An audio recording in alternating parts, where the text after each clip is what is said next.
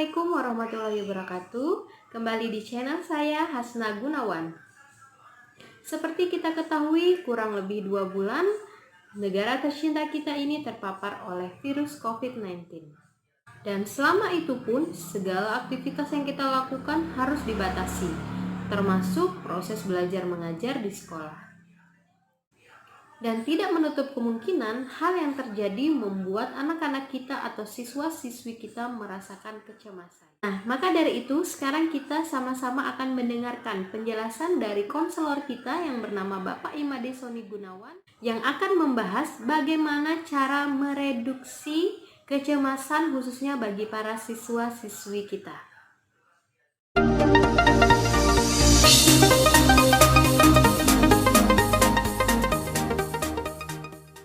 Assalamualaikum warahmatullahi wabarakatuh dan selamat pagi. Sebelumnya perkenalkan, nama saya Dr. Imade Soni Gunawan MPD. Ya, jadi pada kesempatan kali ini saya sudah bersama dengan Ibu Hasnawati, guru BK SMA Negeri 3 Mataram. Ya, kami akan berdiskusi terkait dengan bagaimana cara mereduksi kecemasan siswa akibat pandemi COVID-19 ya, atau dengan bahasanya yaitu meminimalisir kecemasan. Jadi perlu kita ketahui bersama bahwa kecemasan ya adalah sebuah emosi negatif, di mana emosi negatif ini tidak bisa dihilangkan dalam kehidupan kita sehari-hari, tetapi bisa kita minimalisir ya agar intensitasnya itu lebih rendah ya, tidak tinggi. Karena jika intensitasnya tinggi dan tidak bisa terkontrol dengan baik, maka emosi negatif ini bisa berdampak negatif pula pada kehidupan kita. Oke. Sebelumnya mari kita melihat dulu atau kita simak pengertian dari kecemasan itu. Adapun yang dimaksud dengan kecemasan yaitu perasaan tidak menyenangkan terhadap suatu hal yang ditandai dengan adanya rasa khawatir, rasa tidak tenang, dan perasaan yang tidak nyaman karena belum menemukan solusi dari masalah yang sedang dihadapi.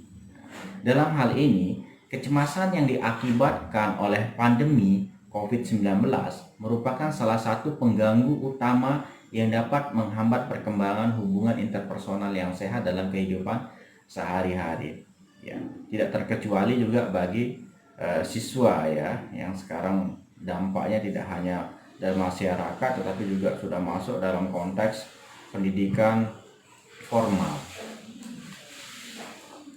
Oke, jadi maksudnya di sini ya, dengan adanya permasalahan COVID-19, banyak dari masyarakat kita yang menjadi tertutup atau menutup diri sehingga akan berdampak pada hubungan sosial di masyarakat yang sebelumnya hubungan itu ya terbuka, ya sering saling sapa, sekarang penuh dengan kecurigaan. Apakah akan menaruh curiga apakah tetangga kita itu positif ya, positif corona atau terdampak dan sebagainya. Itu yang membuat kita menjadi was-was karena dalam kehidupan sehari-hari.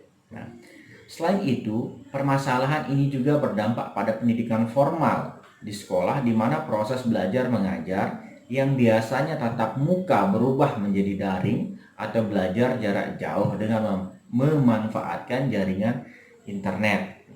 Jadi sekarang karena sekolah sudah kurang lebih ya 2 bulan tidak beraktivitas seperti semula, tetapi sekarang menggunakan proses daring ya, belajar jarak jauh atau kalau bisa dikatakan work from home ya. Di dalam penggunaan media internet ini juga ya, atau daring, ada dampak positif dan negatif yang dimunculkan. Nah, daring memiliki dampak positif dan negatif. Nah, adapun dalam hal ini dampak positifnya yaitu siswa memperoleh metode pembelajaran yang baru tanpa harus berangkat ke sekolah ya, jadi bisa belajar di rumah ya dengan jarak jauh ini. Nah, selain itu, waktu berkumpul siswa dengan orang tua semakin banyak yang dapat membangun hubungan dalam keluarga menjadi lebih bermakna. Yang biasanya waktu siswa bersama keluarga mungkin sangat jarang karena orang tuanya sibuk bekerja dan sebagainya. Jadi sekarang mereka lebih banyak menghabiskan waktu di rumah bersama keluarga. Dan ini juga baik bagi siswa ya, di dalam membangun hubungan interpersonal antara dalam keluarga menjadi lebih harmonis lagi. Ya. Akan tetapi dampak negatif yang dimunculkan akibat pembelajaran daring ini adalah banyak siswa yang merasa jenuh ya dengan banyaknya tugas-tugas mandiri dari sekolah yang menuntut mereka harus mencari jawaban atau pemecahan masalahnya sendiri tanpa bantuan atau bimbingan dari guru pembina mata pelajaran. Hal inilah yang perlu dicarikan solusinya bagi siswa ya. Karena sekarang banyak kasus yang terjadi di lapangan bahwa yang banyak disorot itu adalah rendahnya kemampuan guru di dalam menggunakan media teknologi ya, menggunakan teknologi dalam membentuk model-model pembelajaran yang efektif untuk siswa. Jadi menurut saya ya, menurut hemat saya, masalah yang dihadapi oleh siswa ini sangat kompleks, di mana mereka akan merasa takut dan khawatir akan terpapar virus COVID-19, serta ditambah lagi dengan metode pembelajaran melalui daring yang menekankan pada tugas-tugas mandiri yang begitu banyak, membuat siswa merasa sangat cemas karena harus mengejar target tepat waktu ya, demi memenuhi nilai kelulusan mereka. Jadi hal-hal inilah yang bisa membuat mereka merasa tertekan ya, depresi, sehingga merasa bahwa saya harus bisa untuk menyelesaikan tugas-tugas walaupun banyak. Secara tidak langsung itulah yang membuat mereka akan menjadi cemasnya berlebihan ya, sehingga nanti bisa mengakibatkan depresi juga atau stres terhadap tekanan-tekanan tersebut. Nah, adapun solusi yang saya tawarkan dalam hal ini, yang pertama mungkin akan kita lihat bagi guru ya, kita lihat dengan model pembelajarannya. Menurut saya, yang perlu diperhatikan pertama kali adalah guru pengampu mata pelajaran harus bisa mendesain metode pembelajaran daring dengan lebih atraktif ya, agar dapat membangkitkan motivasi belajar siswa di rumah sehingga tidak memunculkan kejenuhan. Nah, inilah yang kebanyakan biasanya yang digunakan oleh guru adalah melalui media daring ini, memberikan tugas kerjakan di rumah, dan sebagainya. Tidak ada penjelasan-penjelasan yang seperti biasanya dilakukan oleh guru sewaktu mengajar dengan proses tatap muka. Oleh sebab itu, bagaimana guru di sini diharapkan untuk mampu mengelola metode pembelajaran yang lebih sesuai dengan konsep daring, sehingga siswa menjadi lebih termotivasi dan tertarik untuk mengikuti proses pembelajaran tersebut. Selain itu, guru di dalam memberikan tugas-tugas sekolah juga harus disesuaikan dengan kondisi saat ini. Ya, adapun yang dapat dilakukan guru adalah berpikir kritis sehingga menghasilkan inovasi-inovasi baru, bukan malah menumpuk tugas-tugas pelajaran yang begitu banyak di rumah. Ya. Oleh sebab itu, makanya kita kalau ingin memberikan tugas, berikanlah tugas yang sekiranya dapat merangsang ya, merangsang berpikir kreatifnya siswa seperti apa, lalu agar tujuannya adalah menghasilkan terobosan-terobosan terbaru ya, seperti itu. Mungkin itu yang bisa dilakukan guru ya terhadap siswa-siswanya. Nah, adapun untuk siswa itu sendiri ya, solusi yang saya tawarkan adalah harus selalu menanamkan pikir positif. Ya, jadi berpikir positifnya sangat penting bagi kesehatan siswa itu sendiri. Dimana jika kita selalu berpikir positif, maka secara tidak langsung imunitas tubuh kita juga akan meningkat. Ya. Dalam hal ini, ya, masalah yang mereka hadapi bukanlah sebagai hambatan, melainkan sebagai tantangan untuk bisa maju meraih kesuksesan. Jika hal ini dilakukan oleh siswa dengan cara mampu berpikir yang positif, bahwa dia yakin bahwa bisa menyelesaikan segala permasalahan yang dihadapi. Jadi kunci utamanya adalah berpikir positif ya, selalu berpikir positif.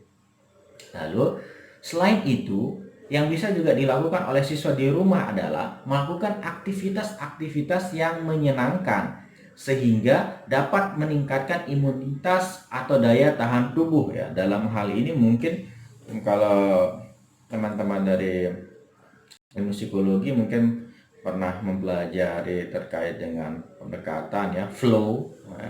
Jadi flow itu adalah bagaimana untuk melakukan suatu aktivitas-aktivitas yang membuat diri merasa nyaman, tenang ya, rileks, sehingga dapat memperkuat daya tahan tubuh ya.